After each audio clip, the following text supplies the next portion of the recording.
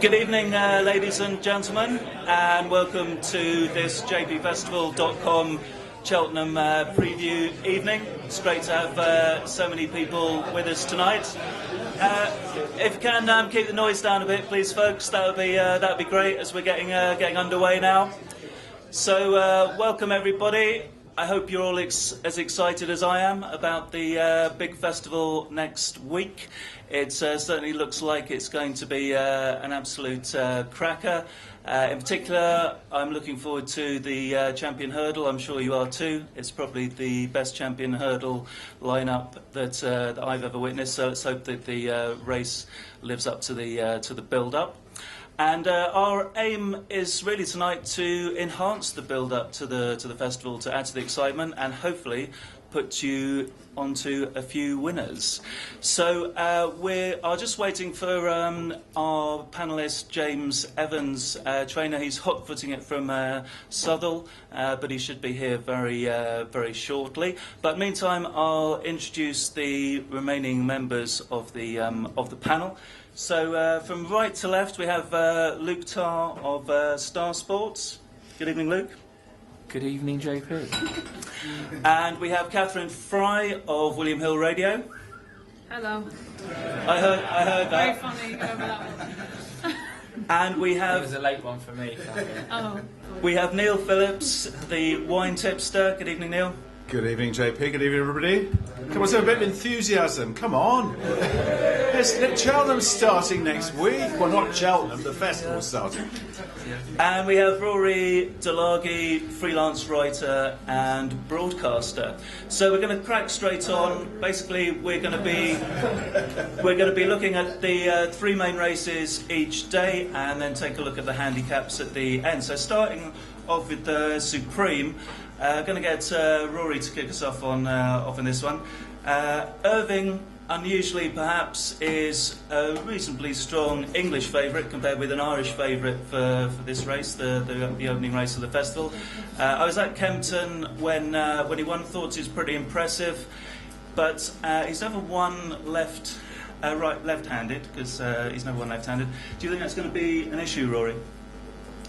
I haven't seen anything that suggests there will be an issue. You never know until you see them do that.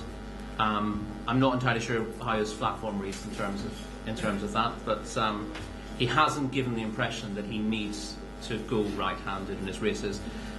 His trainer has a liking for certain tracks and certain races. That wouldn't hugely bother me. More of a worry would be the fact that his jumping's a little bit slipshod. Dived at the last when he had the race won at Kempton last time, and made mistakes at Ascot in his runs before that. But clearly he's got a big engine.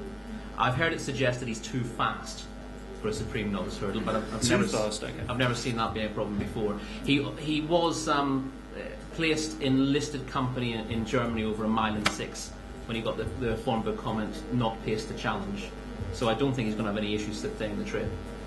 He showed plenty of speed at Kempton, but I think he'd stay perfectly well. He deserves to be at the head of the market. I don't think he deserves to be quite as short as far to do. I think the front two in the market take out too much of the book. Other than the front two, anything catch your eye? At bigger prices, I'm not massively keen on Wicklow Brave. He's becoming a little bit of a gamble for Willie Mullins. Whatever Willie ends up running in this race behind Couture will be interesting, because he's got such strength and depth with his novice hurdlers. He'll gallop them all at the track on Monday, and whoever impresses most in terms of speed will end up running in the Supreme as well. So whatever he sticks in the race, and whatever his second string is in any of the novice hurdles, is going to be very interesting and will be backed as a result. Champion favourite going into this race last year was a 16 to 1, 14 to 1 shot a week before. That's right, collapsed very quickly. Absolutely collapsed. He worked brilliantly on Monday. You couldn't go anywhere on the course on Monday without meeting someone who told you how well he worked and how he was going to win the Supreme. And he wasn't even going to run in the Supreme in the first place.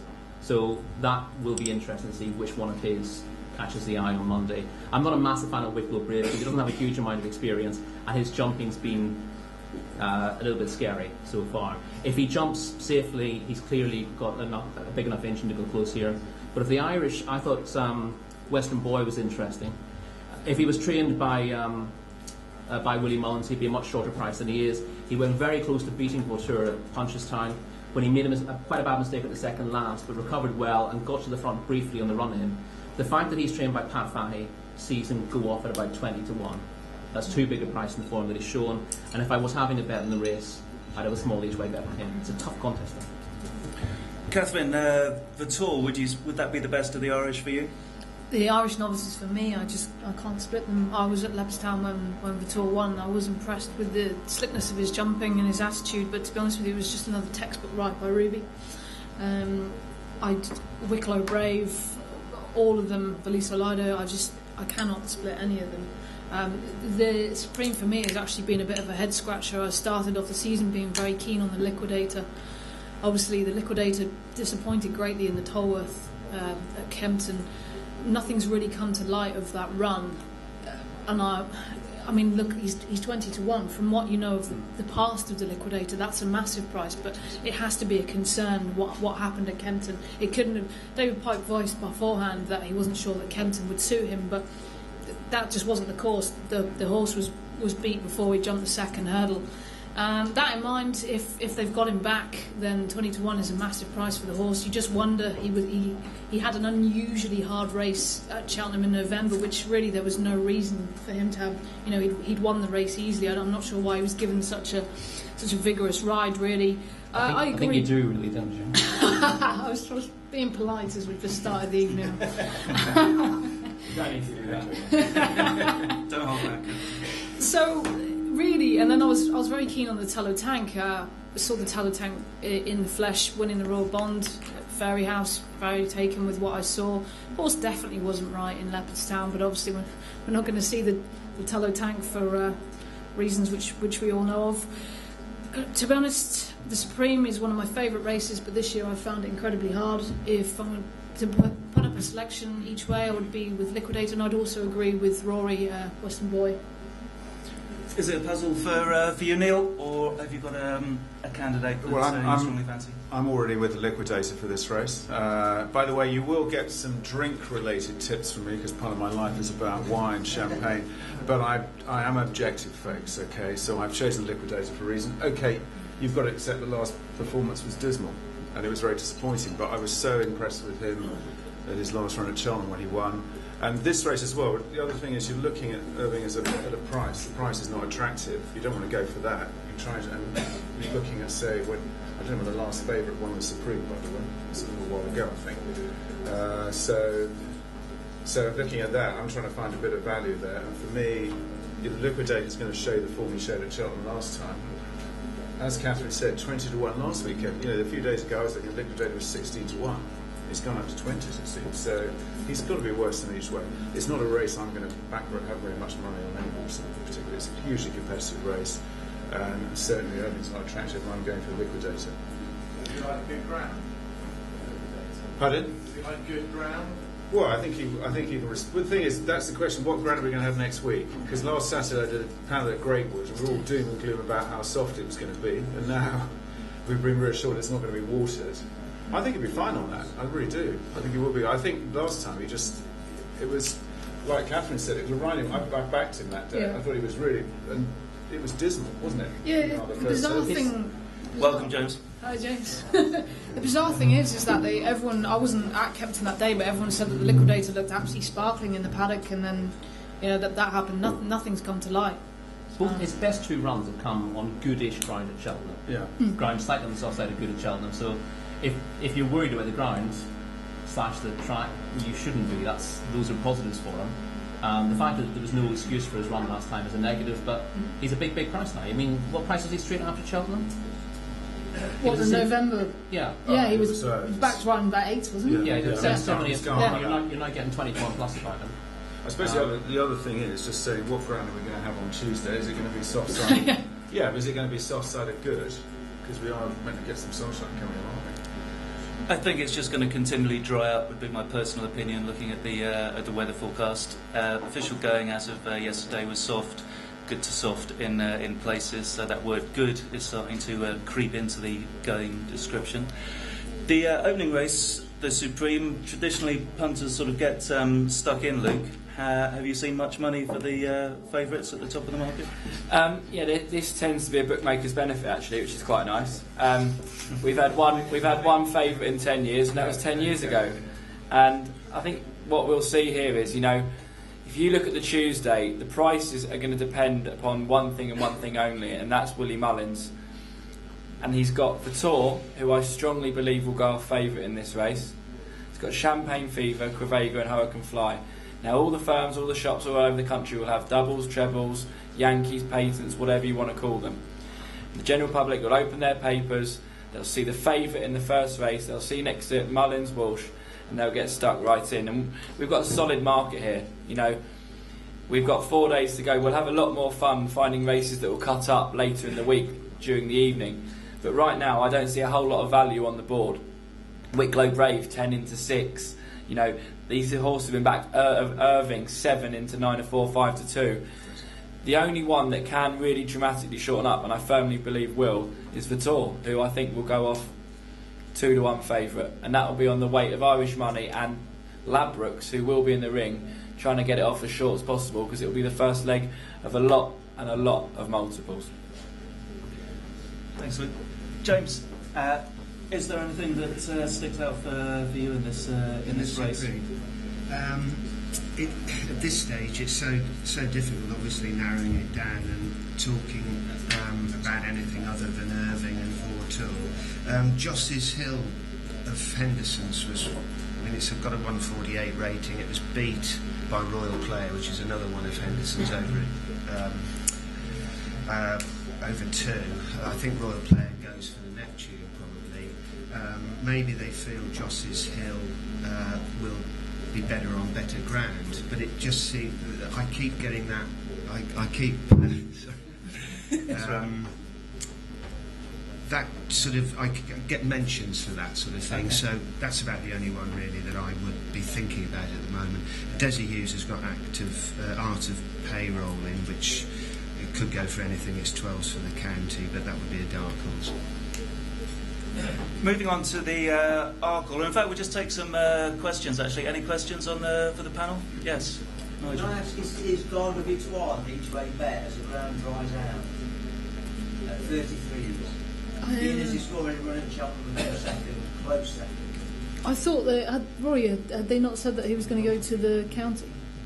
Yeah, I think that seems to be the value that was emanating from the Hobbs yard. We think. And he's still. I mean, he's interesting. He's again a horse who ran moderately last night, but had excuses because of the ground. And his run behind Ballyalton, who beat him at Cheltenham early in the season.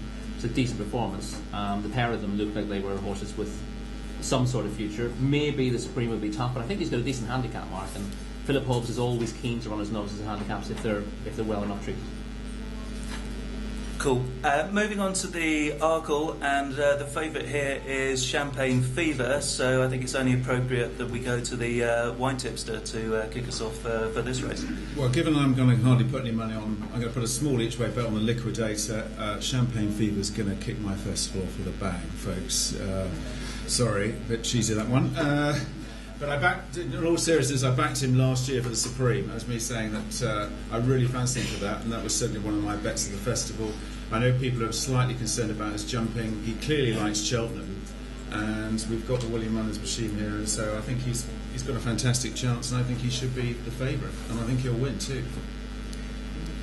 Is he the right price, Rory?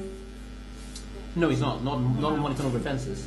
On his Cheltenham Festival record, you know, you wouldn't want to lay him heavily based on his form, because he came to the Supreme last year with a question mark over him, and as we said, he came into the festival at quite a big price and was a massive gamble the day before. I think bookmakers remember that kind of thing. He also made all the running, win impressive in the bumper the year before that, so he always seems to bring his A game to Cheltenham, but he's got very little experience over fences. His jumping let him down behind Defying Logic at Leopardstown over Christmas. That form's been let down since. He's got plenty to prove. He wasn't enormously impressive in a schooling session after racing at Leopardstown at the weekend either. I think they're trying to see if they can get him settled behind horses, because the stats boys will tell you that making all the running in the Arkle is virtually impossible, and it Glog's daughter, the last horse to do that back in 1980, wasn't it? So I don't think they want to try to make all the running, but that's his natural style of racing. He's a horse you couldn't possibly rule out, but I don't think he deserves to be favoured on what he's done over fences this year. It's a big ask for him at this stage. It's a bit of a sort of battle between the English and the Irish, this one, James. Of the English contenders, I'm quite keen on Valdez. I think he's a little bit underestimated. Which would you pick from the English? Well, horses here? Valdez is one I've got written down. I think Rory's point about how many runs they've had, obviously it's been a bad winter. A lot of the horses are probably a few runs short. Champagne Fever 2 runs, Rock on Ruby 2 runs, and he's only beaten 3 horses in those. So Trifolium, he's had 4 runs at least, was 3rd in the Supreme in 2012. I mean, that's the one I like there. But of the English ones, then Valdez possibly at 8s. I think is he 8s? Yeah, I think you get better Yeah, starts. that's 9s, I think. Yeah. Yeah, 9s with Star Sports. Be quick. Luke, is Champagne Fever a horse that you'll want to lay, or is this going to be another Mullins horse that the Irish are going to wade in on? Personally, I think it's the most muddling horse of the entire week. Half of me says that it's won a bumper, it's won a Supreme, it's got all the ability in the world with the best jockey and the best trainer. If you look at its last run, absolutely winged everything. Defy Logic ploughed through 3 out, found a way to win. This guy ploughed through 2 out, down tools, and didn't get home. 9 of the last 10 winners have finished 1st and 2nd on all of their starts. This finished 3rd. We don't get turn-ups in this race. 10 of the last 10 winners have been 9-1 or shorter. If Vitor goes in the first, it's naturally going to shorten up. And a tip in itself is the Willie Mullins press day was about 10 days ago now, and his 850,000 horses, or however many he's got, they're all parading around. And Ruby Walsh would not get off this one all day. This is the only one he was on, trotting around the yard. The owner's put it up as his nap of the festival, and he owns about 8 other favourites. For me, it's the best horse in the race. I would, if I was a jockey, which hopefully I never will be, my main aim would be to get this horse's jumping under pressure, because I think it's the only way you'll get it beat. And Trifolium is the solid jumper in there, solid form, and they're cracking each way bet at 5s. The money horse, the big money horse in this race, and in any race over the last 48 hours, has been Rock on Ruby. It was 8s, everyone, all the vibes were, negs, and it was 8s, it's into 9-2 now, 4 in a place, which is plenty short enough for me. We've got horses, Hinterland will go Queen Mother, Felix Young will go JLT. If Grandue wins a year late, I'll be calling them Samaritans. So, like I said, we've got a solid market here, and everything tells you that Champagne Fever is a lay at the price. But there's no doubt it's clearly got more ability than all the others. If it wasn't minutes, it was just a few hours, Catherine, that I'm pretty sure you mentioned to me that Champagne Fever would be a contender for the Argyle after last year. Are you still sticking with Champagne Fever? I will be, JP. Obviously, I'm not incredibly happy with the way his season's gone. The run behind Defy Logic at Leopardstown, there were all kinds of rumours after that. Some said that the horse burst. Some said that the horse was just taken off his feet too soon. One thing of what we know about Champagne Fever is he comes alive when he sees Cheltenham in March. Obviously, a former winner with the champion bumper, fantastic winner of the Supreme last year. Pretty much as he crossed the line, I wanted to back him for the Arkle. I see Champagne Fever as a future Gold Cup winner. Horse is actually bred to be a 4-mile staying chaser. I believe he's related to Belmont King, who won the Scottish National. He's related to I can't remember the horse's name now, but it's basically an ill-fated staying chaser, very good young horse that was killed in action with Tom George. The one horse that there's several horses that I can see being a danger. One being Dodgy Bullets, one being Rock on Ruby. I mean, Rock on Ruby's Cheltenham record reads 1-2-2-1-2. His age wouldn't put you off? No, on the stats, yes, and obviously, look, he's had 2 runs against wildly inferior opposition. I guess really you can't really say that about Mr. Mole because nobody really knows what he is, but it was a 2-horse race.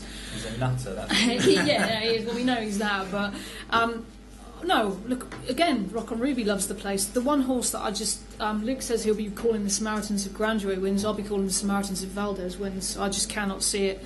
If you actually... I won't bore you to death, but if you actually go back of what's required of a horse to win an Arkle, and the form as a hurdler and the form as a chaser, I'm not denying that Valdez is a rapid improver, but I think he's hit his level in winning a Grade 2.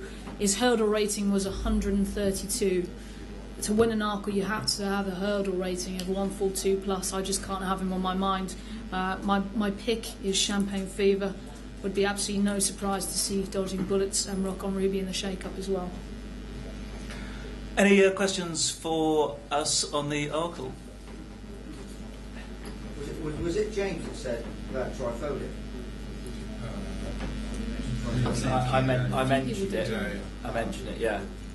But the Irish Arkle form has been horrendous over the last how many years at Cheltenham? I was more referring to how well it jumps, and it, you could look at its record when it's come third in the Supreme at Cheltenham. I think it'll be 5-man Cheltenham, but you've looking at a horse through Champagne Fever who's made an absolute massive mistake, and that you can't make one mistake in an Arkle. It's the quickest race of the year, so Trifolium looks the most solid jumper, and if you're taking even money it's a place, your money back if it's fifth, that is the most logical each way bet in the race for me.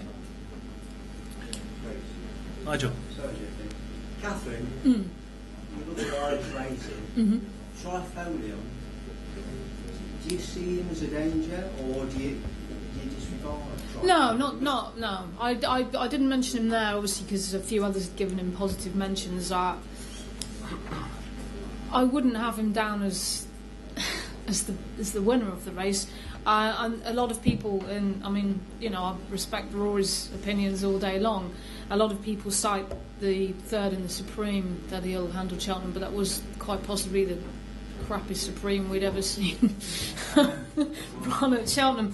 No, I'm not discounting him. He's just not high on my. I would personally put Dodging Bullets and Rock on Ruby above him, but that's not to say that I don't respect these guys' opinions, obviously.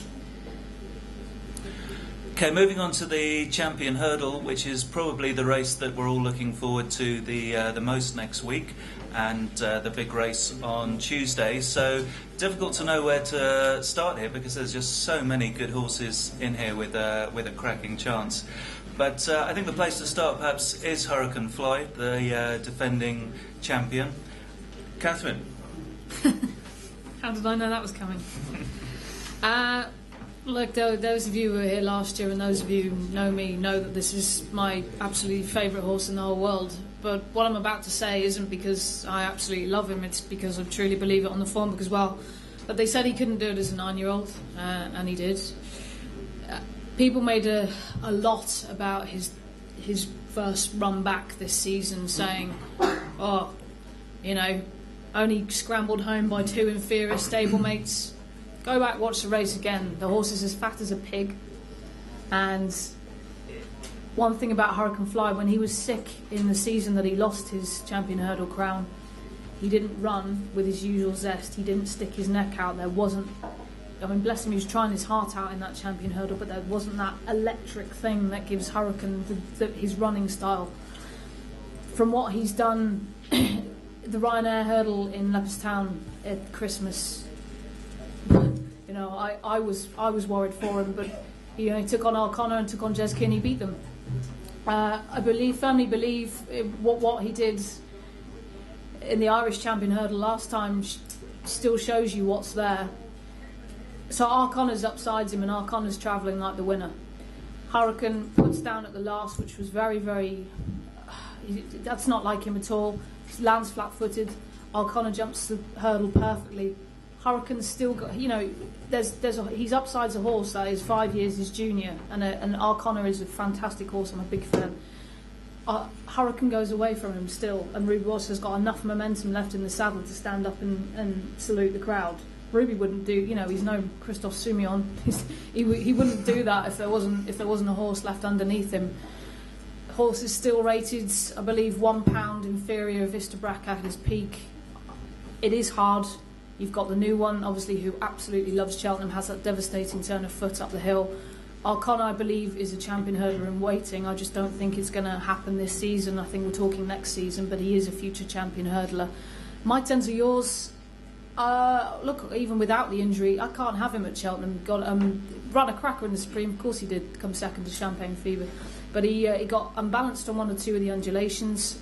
I've never seen anything from that horse that tells me that he wants to fight. He didn't really have to fight at Kempton when the new one made the mistake. I didn't think he was going to go past him, but he did. But it was easy enough. I think when he gets in a scrap with this lot, he's going to be the first one waving the white flag. Jeski, I just don't understand I don't understand why the kind of thought train really behind Jeski. I just can't have him, especially really on what we saw of him last time. It's very boring, it's very unoriginal, nobody's going to be very surprised. It's Hurricane Fly for me. Very good case there for the established order. Rory, are the improvers like the new one and Arcona, are they improving fast enough to topple the champion? It's a very good question. What I will deal with first is my tender years, given Catherine has given her opinion. I have similar misgivings about him, in that he's never looked like the kind of horse who relishes a battle. He never really engages in a battle. He's the best looking horse in the race. He's going to be the pick of the paddock. If you've never seen him before, you would definitely pick my tender years out. The one thing I would say that's different from what Catherine says is she says he's the first who'll be waving the white flag. I would go the other way. I think he'll be the last horse in the champion hurdle off the bridle. And therefore, if you're looking at a way of making money in the race, it's very hard to pick between the first 4 in the market. It's a 4-horse race. I agree with Catherine. I think Jetski's he's just about on the coattails of the front 4. I don't think he's good enough to win a champion. I think those in behind definitely aren't good enough. The front 4 are very hard to pick between. Hurricane Fly sets the standard, but there are horses who are improving all the time, who are catching up with him. I've always been a big fan of Arcona, but as I said, in this race, my tender years is the horse who's going to cruise through the race better than anything else. He will trade odds on in running. He may not find much for pressure after the last, I don't know, but rather than laying my tender years for the race, I would be backing my tender years now. I think he could potentially go off favourite for the race, and I think he will trade very, very short in running with 1 hurdle to jump. Coming down the hill at the second last, he will be absolutely swinging away. I think 1 or 2 will find more off the bridle, including Hurricane Fly, obviously. But as we saw in last year's champion hurdle, Hurricane Fly can come off the bridle early in his races. He did last year. He finds for pressure. My tender years maybe doesn't, but he is the horse who will make the race for you if you look at the trade. I mean, I just want to, while we're talking about my tenders, I really fancy my tender yours in this race. I think he's different this year. I think last year, I think he's travelling better in his races. And I know we talk about Cheltenham, but I think he's like you say, he's a brilliant looking horse. I think he's a fantastic traveller. And also with the ground the way it's going, I think he's got a tremendous chance. And I've been backing him all season. I fancied him to beat the new one. I'm not totally convinced about the new one in terms of jumping. And when the pressure gets on, will the new one actually then go and fluff his lines at the last?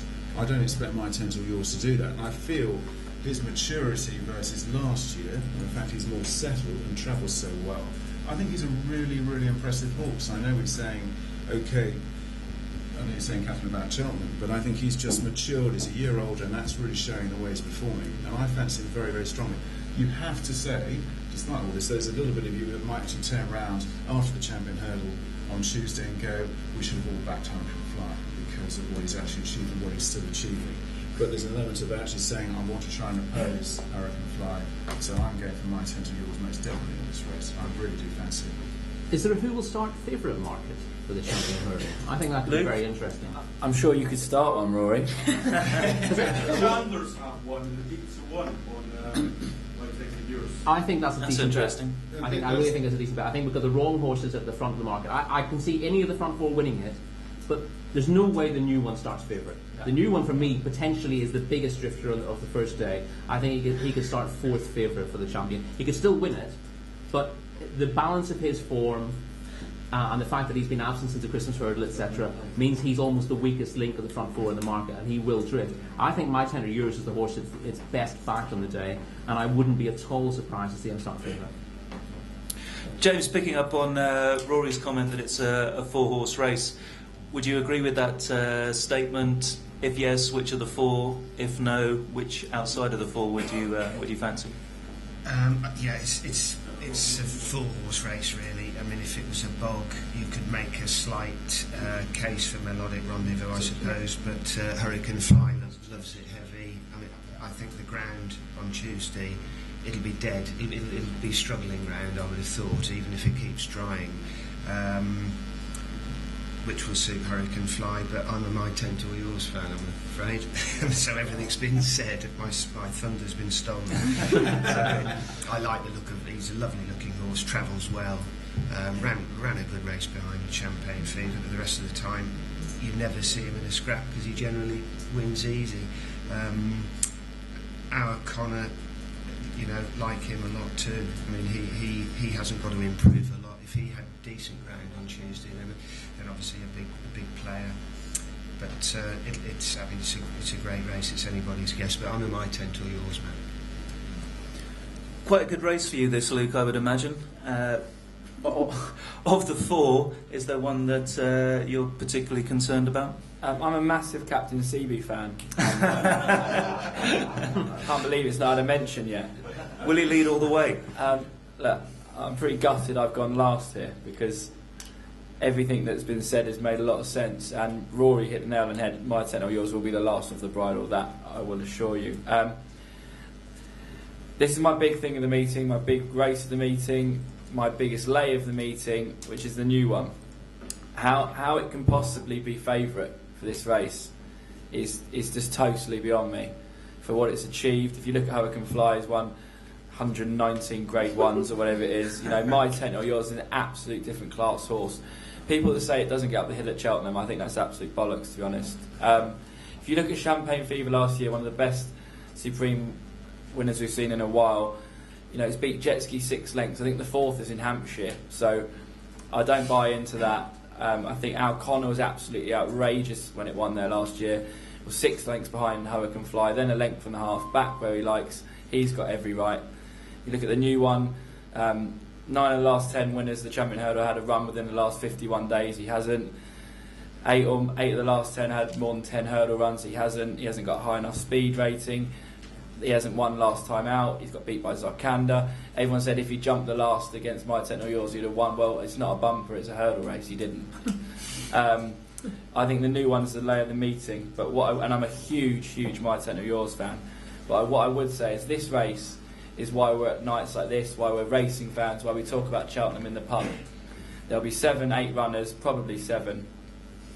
And if you run it 10 times, one of the front 4 in the market will win it every time, I would have thought.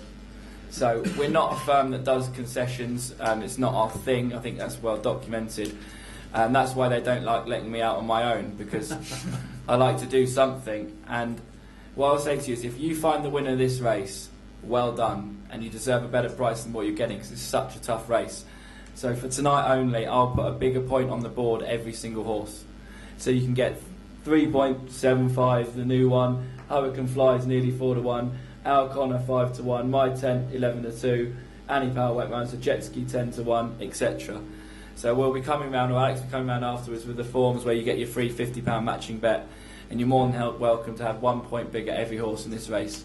And if you get the winner, well done to you. You've deserved it. Thanks for that, Luke.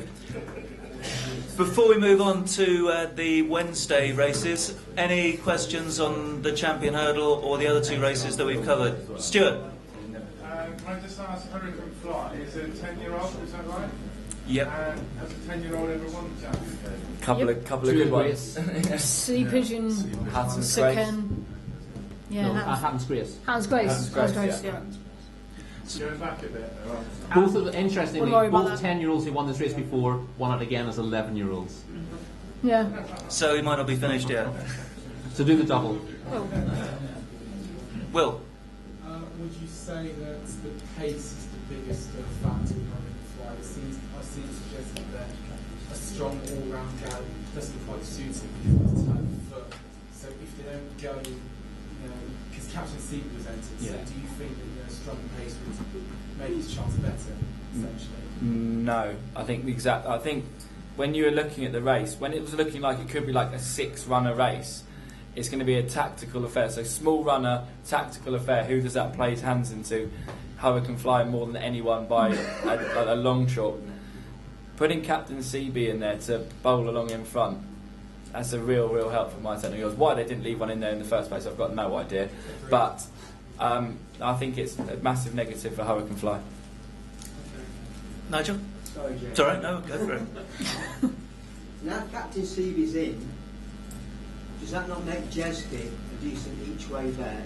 Just to be a bit of pace in the race. And coming off a decent pace, which is not had in Ireland so far.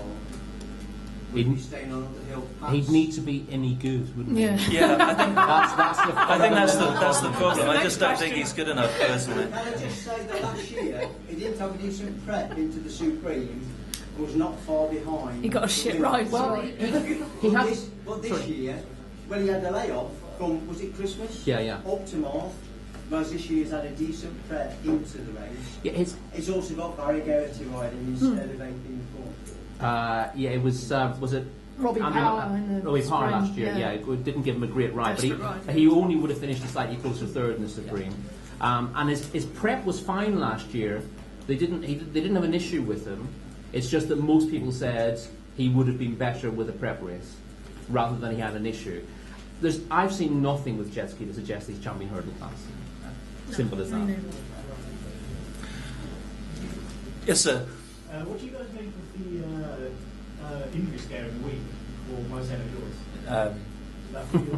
It's interesting, nobody's even mentioned it, so I assume it's not a concern. Bear in mind the libel laws. I just Yeah, don't I think- Go on. Well, Betfair tells you all you need to know, doesn't it? That yard is as leaky as a bad tap, so it's fine on the machine. Nicky Henderson did a night with us last night. He said he's absolutely fine. He walked out of his box. I think he's fine. He went swimming yesterday, so hopefully he had a lovely time. Yeah, but he didn't get out. He was a bit struggling with the red wine, so it was a struggle for him. But I think he's fine. I think the exchanges tell you everything you need to know. It looks right. The exchange with that yard does tell you, and also, I mean, he hasn't had time to go over to Martinstown and had anything done to him, so I think he's all right. Okay, moving on to the Wednesday. First race on the Wednesday, the Neptune. And we have kind of an English versus Irish in this one too. Forgeen looks like it's going to start favourite, but Red Sherlock won very nicely at Cheltenham last time and is unbeaten. Start off with Luke. Is the Mullins runner going to start favourite, Luke? Most definitely. It's probably my nap of the week. Its price will depend a lot on the Tuesday, but if Quivega wins, Hurricane Fly, Champagne Fever Vitor, if these horses all run races, if they win, this horse could go off ridiculously short. But what I would say is the two races of the festival I like the most at the moment and over the last week are the Neptune and the Albert Bartlett, because they're going to cut up so much. We're going to get so much value. It's incredible. I think Faheen will go off 6-4 favourite. Red Sherlock was a cracking each way bet at 11-2, and it's still not bad at all at 5-1 because that's shortened right up to about 3-7-2. Royal Boy will run, but then you've got Bra Hill who won't run. Deputy Dan, who's very ground dependent. On Tom Pod 2, who won't run in the race. Vitor won't run in the race. Captain Cutter won't run. Rathvinden has been a huge gamble, 20 into about 10 or 12, but that can't shorten anymore. Shore Reef won't run. King's Palace won't run. And then we're into the 25-1 shots. So around the top of the market, particularly the front two here, there is an extraordinary amount of value. And I've backed Faheen win only at 4 and Red Sherlock each way at 11-2, I'm not going to lie, but I think that you'll find Faheen will be the big buzzer on the week, a bit like how Pont Alexander was last year, and I'd expect it to return 7-4 favourite if the Mullins yard don't even have a good day on the Tuesday. But if they do have a very good day, it could go off ridiculously short. English or Irish for you, Catherine? As usual, I have a foot in both camps. One thing I will say on Briar Hill, there's been a rumour circulating for a long time that Briar Hill is going to switch to the Neptune. I am alive to that. If he did, then he would be a massive player in this. In the last 48 hours, the amount of money for Briar Hill and the Albert Bartlett has been extraordinary. He did. I'd be amazed if he turned up in this race. I would be as well, but if he did, you'd have to bring him into. But we'll talk about him obviously when we do the Albert Bartlett. My concern with Faugheen is, I think he's fantastic, but I'm concerned about his jumping. Didn't jump great at Limerick. My main bet is Red Sherlock. It's his 2 Cheltenham victories that have impressed me the most. When he won the bumper at the Open meeting, he was green as anything, all over the track, and he's got a fantastic will to win. He's not ungenuine. I'm not sure what the whole sort of tail flashing greenness is about, but we are seeing that slowly being corrected. But I've seen nothing in his temperament that worries me. I think he's just got a fantastic attitude, and he wants to win. I think the trial race on Trials Day is probably the most telling, and my other selection for the race would be Rathfinden. He was second. Yeah, he was second in that race. They pulled 30 lengths clear of rivals such as Zabusan, Regal Diamond, Creepy, and Red Sherlock just went down by 2.5 lengths, and I believe that he was actually given a bit of weight to Red Sherlock. I think he was about £3. It's not bad at all. Rathfinden's been quite well backed, hasn't he, Luke? Yeah, I mean, I thought he was 10, 12. I've just looked at these 8s, and I've got 16 on my thing that I did 3 days ago. So he's been extraordinarily well backed in the race, yeah. I think you can put a line through the Warwick run when he fell, because I wasn't convinced that he was getting the best of rides that day. Barry Geraghty was on him at Cheltenham when he was second to Red Sherlock. Apparently got off him and said that better ground would suit him even better. You suggesting David Casey's not a top jockey? Yeah. He was going well at Warwick, by the way, when he came down. Yeah, he was. So it wasn't like it was a bad run. He was just about to go favourite. He just got fired into it for no reason at all. Head scratching, really.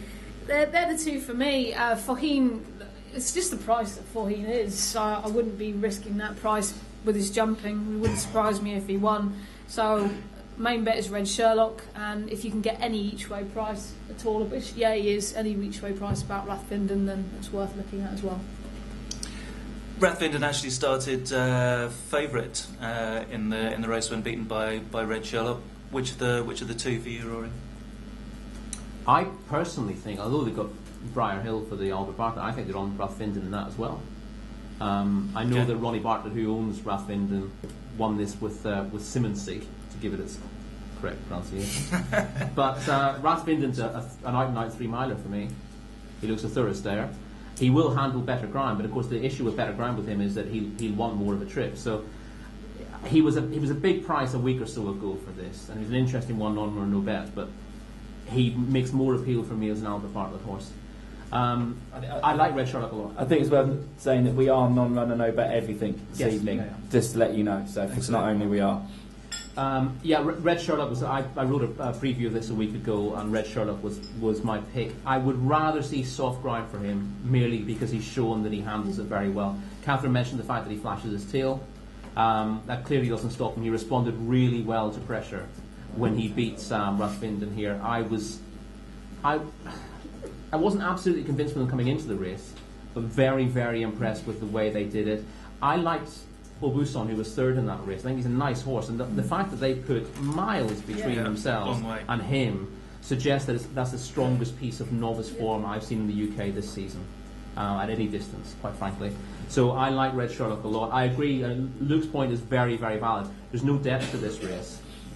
Faugheen is liable to go off at about 6-4. You can still back on 11-4. I've got issues with his jumping, but he's got a massive engine.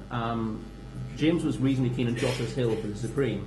Faugheen beat Joss's Hill 20-something lengths in a bumper at Punchestown last season. The horse has got a massive engine.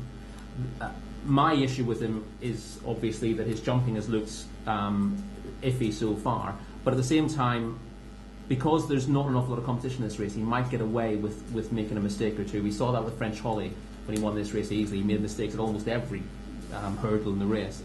So I wouldn't want to be against Faugheen at the prices. I do like Red Sherlock. He's shortened up a little bit now, but I think he's really solid each way.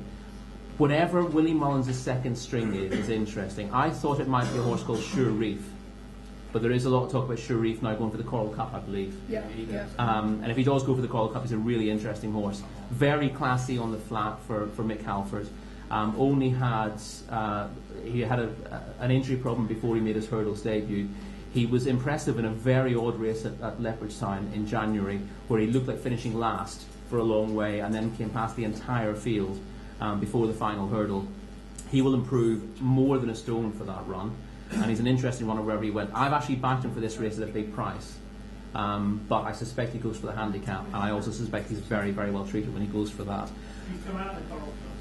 He's come out of the Coral Cup, has he? Was he left in then?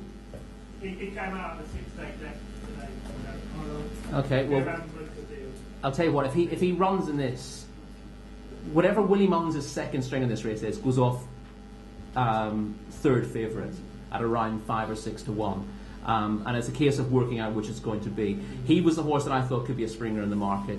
He was nibbled out in the betting. He then drifted out on Betfair to about 80 to 1. And he's back into 25s now. So he's one to keep an eye on. In fact, just look at what Willie's entries are, and whenever you see the decks, rush out to get the best price you can about his second string. Willie Mullins for you, James, or perhaps one of the English runners? Well, obviously we've talked about Fosheen, and the only one we've missed there is Royal Boy. So obviously I'd mentioned Joss's Hill for the Supreme. So if that ran well in the Supreme, it obviously strengthens Royal Boy's chance a little bit. But I think we've covered all the rest really. It looks like those Foheen and Red Sherlock, until we know what else is running.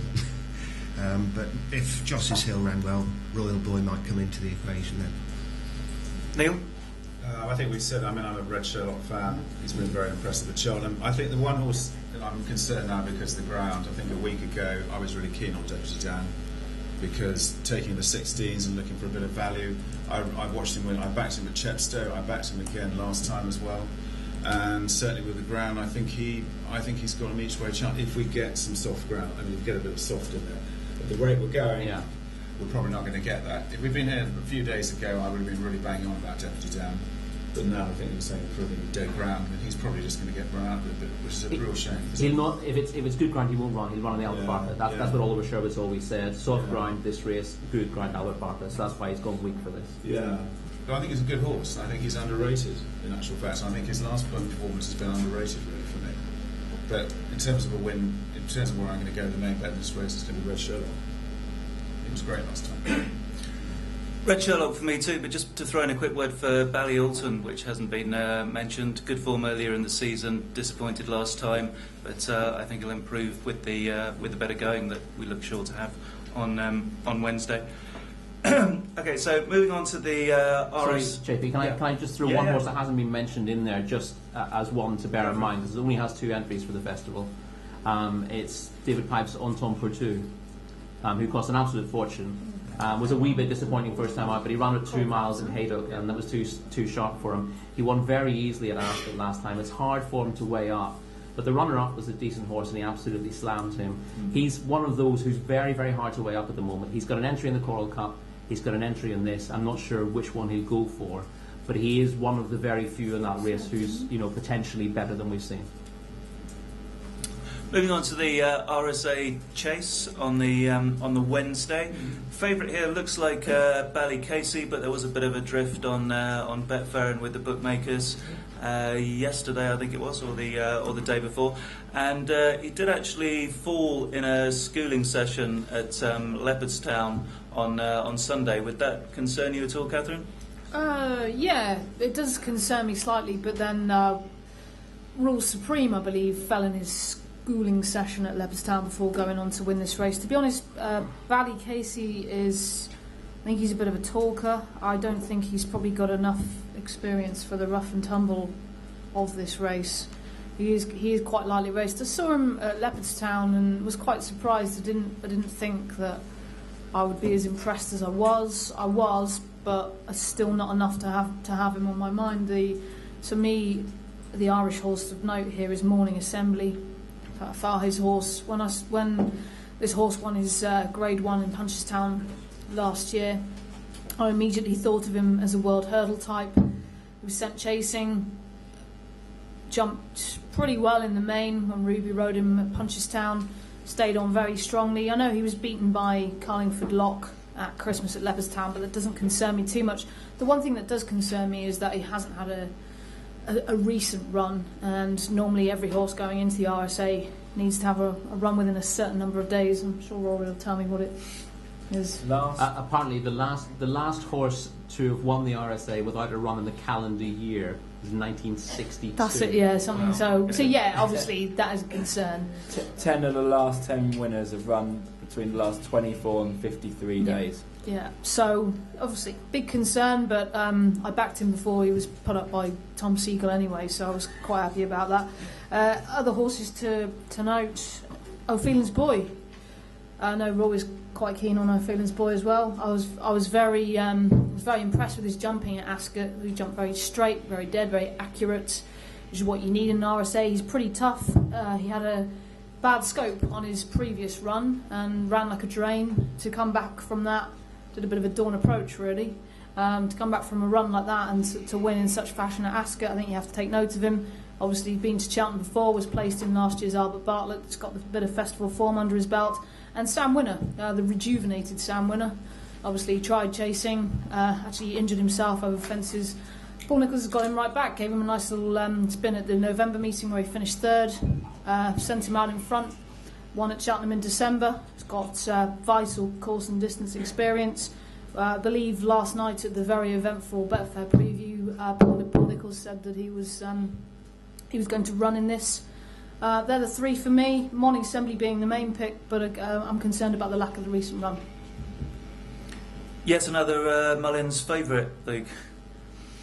Yeah, and this one is far too short for me. I mean, if you're on 33 anti-post, well done. 25, maybe 5 to 1, 9 to 2, not for me. Apart from the Champion Hurdle, of all the sort of non-handicap races, I think this is the most competitive. It's a cracker. I'm really looking forward to it. You know, Smad Place has been chasing home big bucks for years. Corran Wood, brilliantly impressive. Morning Assembly, great form in Ireland. Lebec, impressive at Cheltenham earlier in the season. I've agreed a little bit too much so far this evening, so I'll start disagreeing now. And I'm a big Many Clouds fan. I think he got a poor ride last time at Ascot. He took Chevy Chamberlain on far too early, the speed horse for the race when there was no need to, and set the race up for the winner. But if you look at the way he's gone and run on at the end as well on a flat track and enjoy that stiff test at Cheltenham, I just think you need such a tough, gutsy horse to go and win a race like this. And I mean, Sam Winner's not that for me. They thought it was a Gold Cup horse 2-3 years ago, but that perennially lets itself down. I think my highlight of last year's Cheltenham Festival was when that appeared in the Hitler video online when he said, I can't believe you back Sam Winner. You know that Sam Winner never wins. So that was a fond memory. But it's massively competitive. I think the pace will come from Anacotti. Friends of mine own Corran Wood. They've said that's going to be dropped in. I think that's very interesting. But I've backed two in the race. I've backed Morning Assembly and I've backed Many Clouds. I'm mega keen to lay the favourite and I'm keen to lay Smad Place. There are a few talking horses in this, but one that hasn't been mentioned and I think is quite solid, I quite like him actually, is Carlingford Lock. Thoughts, Rory? He's a horse with a hell of a lot of experience over fences. He's had 13 runs, hasn't he? Yeah. Which is fairly much unheard of. I must say I do like him as an each-way prospect on the race, mainly because his experience will stand him in really good stead. The RSA theoretically is a stepping stone to the Gold Cup. But it doesn't always go to the classiest looking horse in the race. It tends to go to the hardiest horse, the horse who's got the most experience, who's able to deal with the rough and tumble of a race like the RSA. Yep. Since they brought the Golden Miller along, the Grade 2 for novices, or Grade 1 for novices as it will be, it's made the RSA even more of a battle, if you like, because it's slightly less classy than it was. But there are a lot of horses with chances in it, which means that you need to deal with the hustle and bustle of a race like this. You need to be able to jump in close proximity to other horses. A lot of novices will come into Cheltenham having dominated races, having raced against 3 or 4 horses, and suddenly they're in very close quarters to other horses. Very, very difficult for them to adapt to that. Whereas Carlingford Lock, he's come handicap routes, so his experience will stand him in good stead. He's never going to win a Gold Cup, therefore he's not going to be a sexy horse for the RSA, and I suspect that he'll end up finding one too classy for him, but I think he's a cracking each way bet, and if you're looking for a play spot horse for the race, then Carlingford Lock's a decent one. Ballycasey won't start favourite for this, and probably won't run, in my opinion. Interesting. Of the others, I tend to agree with Luke. I'm not desperately keen on Smart Place. He's been placed in a couple of world hurdles, but that hasn't always been a positive for horses going into the RSA in the past. Being beaten by big bucks doesn't make you a great horse. And Smart Place, he's done all right this season. He beat Sam Winner last time out. That's just ordinary form, to be honest. I can't believe Catherine likes Sam Winner. I really can't. You can't believe I like dodging bullets. The only reason that Paul Nicholls wants to run Sam Winner in this race is because he was going to run the horse in the 4 miler. Then people started talking about Smart Place for the RSA, and he goes, well, hold on a second. I've only just been beaten by Smart Place, and I was giving him weight, so we must be good enough to win the RSA. And that's so typical of Paul Nicholls. He gets a little bit punchy when someone suggests another horse for a race, and he's changed his mind, and now he's running Sam Winner's got no chance of winning. The interesting ones, Morning Assembly is a horse I've liked as well. Myself and Catherine did a podcast about 2 months ago where all of us seemed to fancy Morning Assembly. He was, 16s for the race at that stage? Yeah, before he and then was, about two days later, Tom Siegel tipped him up, which What a has ruined shock. the prize. Yeah. I loved the way he battled against Hamzal.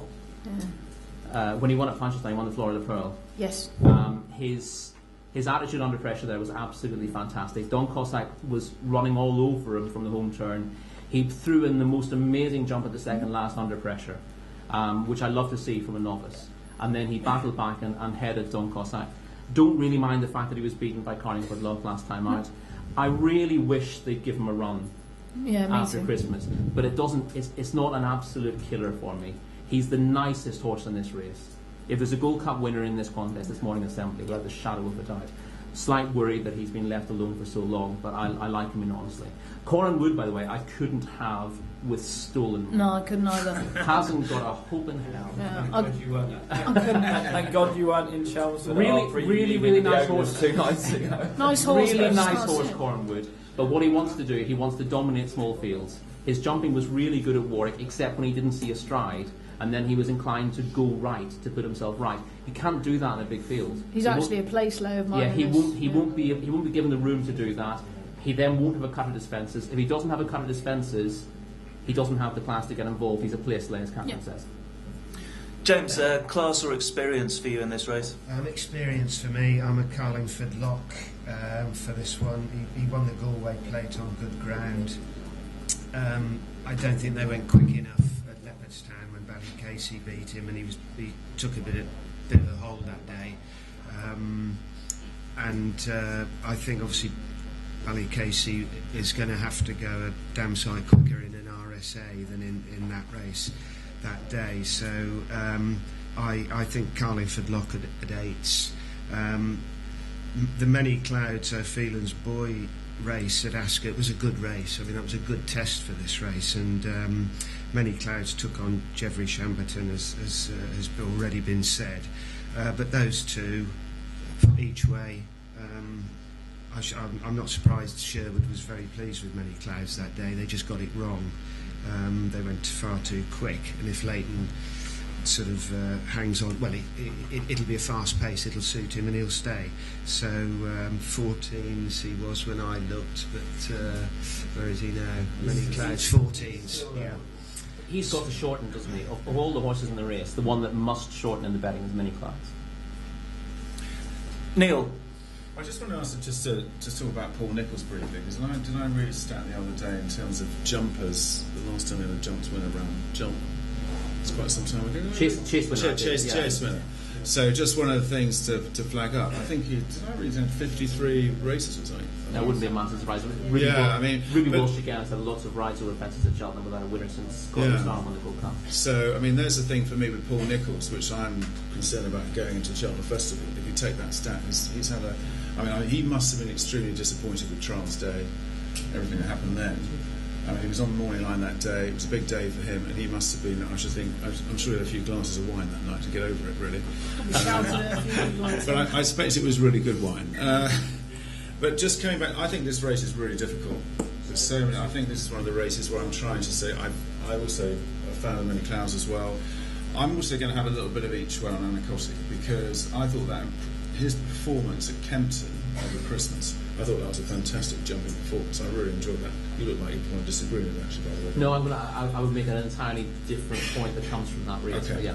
But and for me, also, he ran well at Cheltenham last time. I also am a big fan of his training, Martin Keeley, because I think when you look at the Cheltenham week, you've got to look at the big names like Nicky Henderson, and how many races was the rising train's going to win? Not many, are they? Let's be realistic about it. And with the whole Willie Mullins machine as well. But I think for some each way, and he's been at 20s and now down to 16s. But I think he's going to jump well around Cheltenham, and he will lead the way. And I think this race is really open for me.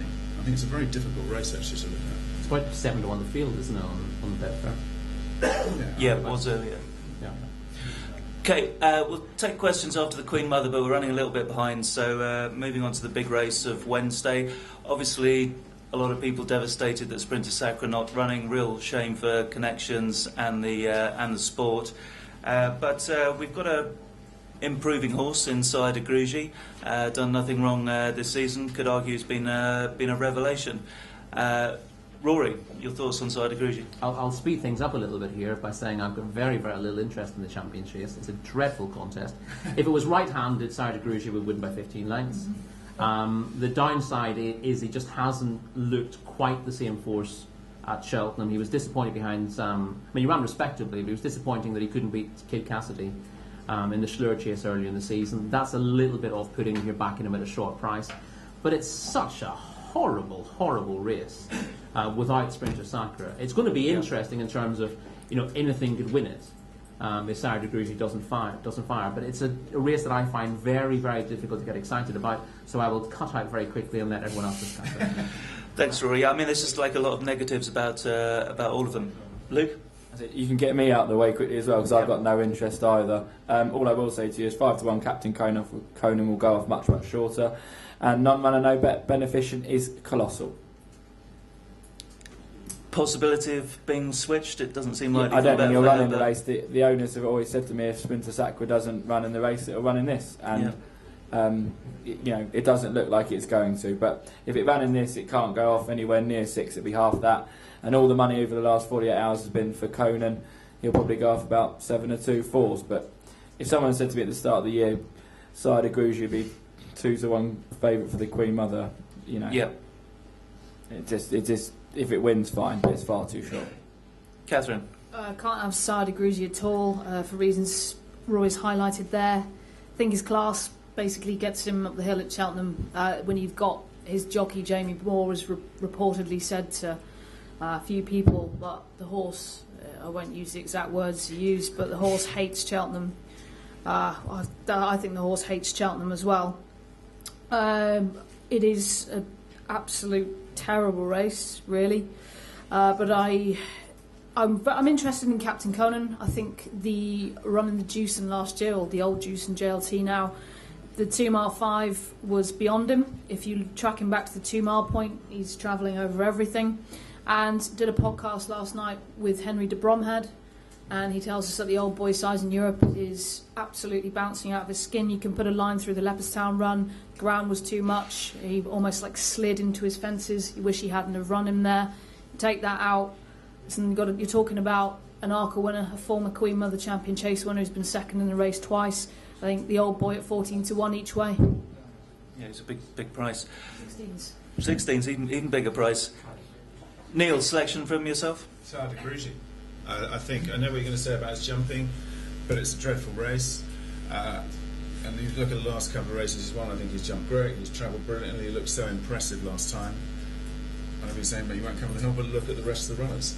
And I also feel if he wasn't trained by Gary Moore, but was trained by somebody else, people would be raving about him more. I still don't. Yeah, you might have a point. I still don't think Gary Moore gets the credit he deserves as a trainer. And I think he remains a bit unfashionable.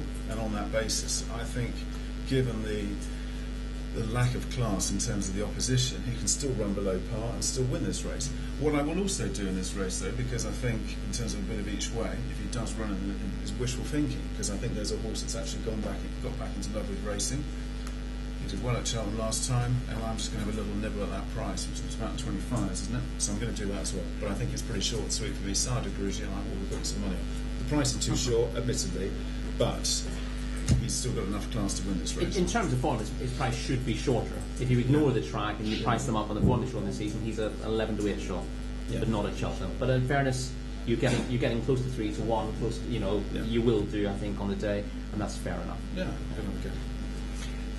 Is there anything for you, James, here where it's pretty much all positive? It is hard to find one, isn't it, without a question mark? If it were a handicap, Sadi Grugy would be giving weight all round. So I think I've got to go with Sadi Grugy, really. He's done nothing wrong this year. The first run was a bit of a misfire at Cheltenham, but maybe it was Cheltenham that, they could have just been getting a run into him there.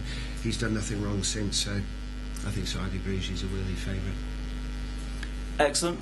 Okay, we're just going to break, but before we do, the wine tipster, Neil to my left, is going to give us a short talk about the champagne that you're about to enjoy, and spin and mix in a little bit of a chat about the festival as well. But perhaps just while he's getting set up with the mic, we've just got time for one question. Any questions on the Wednesday races, Stuart? First of all, Bailey Green was second in the ARPA last year. It's Simon C. So that's got a chance. If the ground's good, better. But beside the point, can I just refer back to the RSA, the Sure. Morning Assembly? Has it run this year? Yeah, we touched on that anyway. Yeah, Why doesn't it? that was just the plan. Yeah, The plan from Pat Fahey was always to bring him in fresh. So it hasn't been injured, right? No, not No, at all. no. No.